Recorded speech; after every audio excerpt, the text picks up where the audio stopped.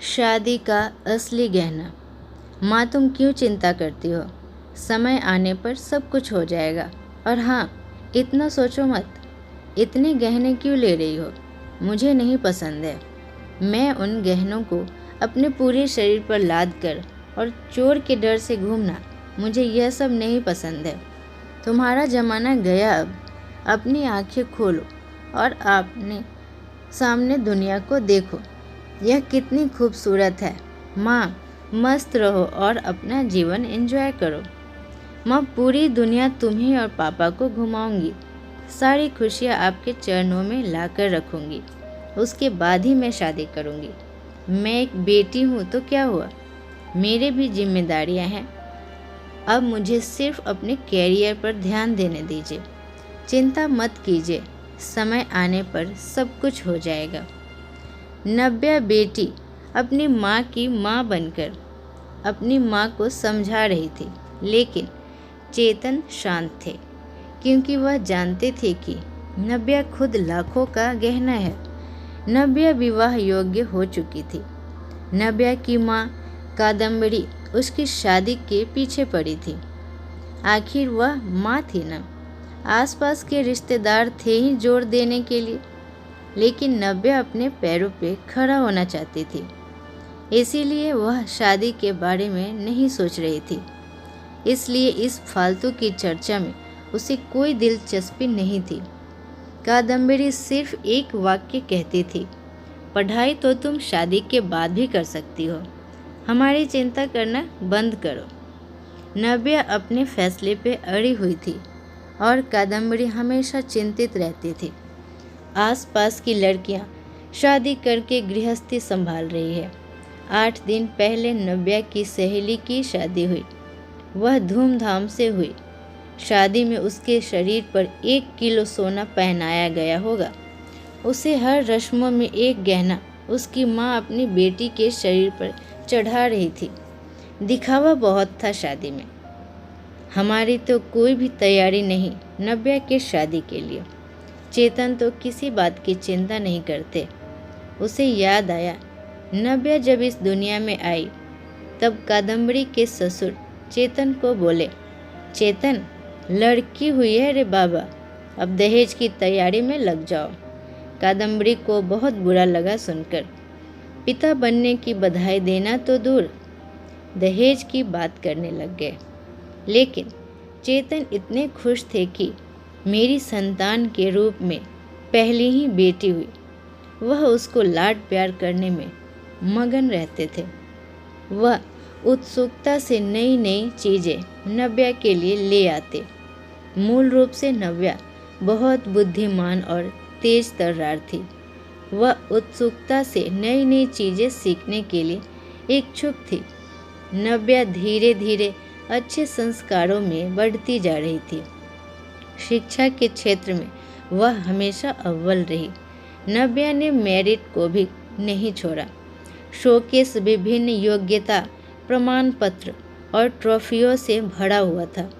चेतन बोलता था, बस नव्या का सपना साकार करना है। इसीलिए फिर उसकी शादी के लिए बचत वगैरह वह करता नहीं था। चेतन कादम्बरी को कहता था कि उसकी शानदार सफलता ही उसका सबसे कीमती गहना है। सब कुछ अच्छा होगा, चिंता मत करो। पर कादम्बरी एक ही रट लगाती, थोड़े पैसे बचाने चाहिए, लड़की की शादी करनी है तो फिर 4 गहने तो देने पड़ेंगे नव्या को। गले में डिप्लोमा सर्टिफिकेट और ट्रॉफी ही लेकर खड़ी रहेगी मंडप। ये कादम्बरी, शांत शांत, अपना ब्लड प्रेशर मत बढ़ाओ। मैं हूँ ना, फिर शांत हो जाओ। चेतन कादम्बरी को समझा रहा था। चेतन की शांत धुन सुनकर कादम्बरी की अंदर की माँ जाग जाती थी। गुस्से में वह चेतन को बुरा भला बोल देती थी। चेतन तब भी शांति से सब कुछ सुनता था। कादम्बरी बोली, अब मुझे ही कुछ करना होगा। नव्या के पापा तो कुछ नहीं करेंगे। कल उम्र ज़्यादा बढ़ गई तो शादी के बाजार में कोई शिक्षा को नहीं पूछेगा।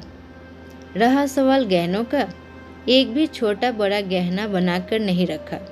सोना सस्ता हो जाने पर बहुत बार बोलती थी, बनाकर रखो, लेकिन इसके पिता ने तो मेरी एक ना सुनी।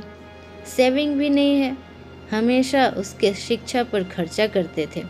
क्या बोलते थे?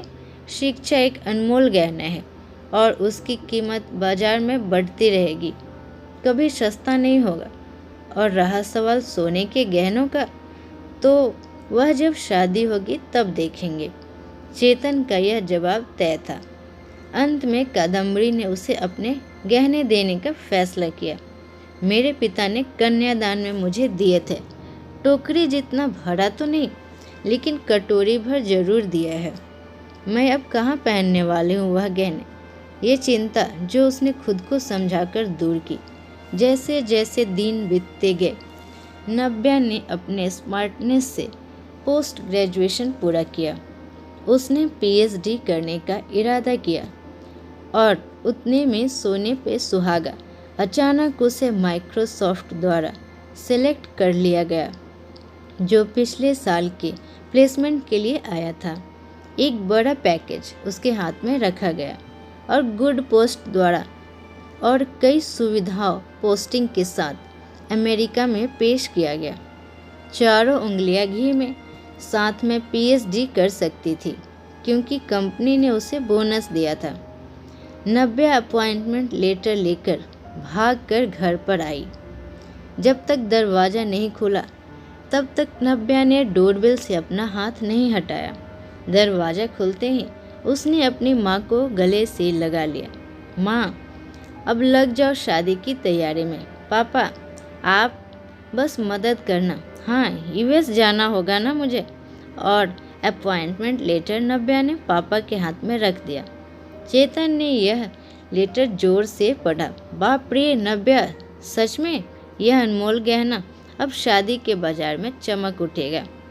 ऐसा बोलकर कादम्बरी भगवान के सामने शक कर रखी। कोटि कोटि धन्यवाद आपका भगवान जी। ऐसा बोलकर भगवान का हाथ जोड़कर नमस्कार किया। अब यह बड़ा गहना और अन्य छोटे बड़े सर्टिफिकेट के आभूषण नव्या के व्यक्तित्व पर अवश्य ही अच्छे लगेंगे। कादम्बरी, फिर बताओ सोना लेने कब जाना है? चेतन ने उसे टॉन्ट मारा।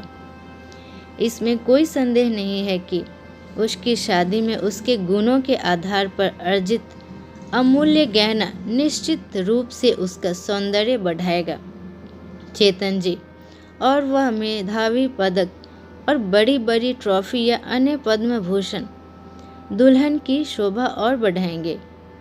यह हीरा हमारे मानस के जीवन में बिल्कुल फिट बैठता है। चलेगा ना आपको?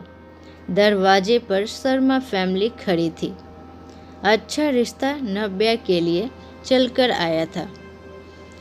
उनका मानस भी एक अनमोल रत्न है, सुंदर, सफल, प्रसिद्ध है। अगर एक असली मोती को अपनी असली गुणवत्ता और तेज बनाए रखने में अगर कोई सहायक है तो उसे ज़रूर रखना चाहिए। तो संदूक में बंद रहकर समुद्र के तल में चुप कर रहना पड़ता है, तभी मोती की कीमत बढ़ती है। आया क्या समझ में चेतन जी? शर्मा जी ने चेतन की तरफ देखकर मानस की तरफ देखा।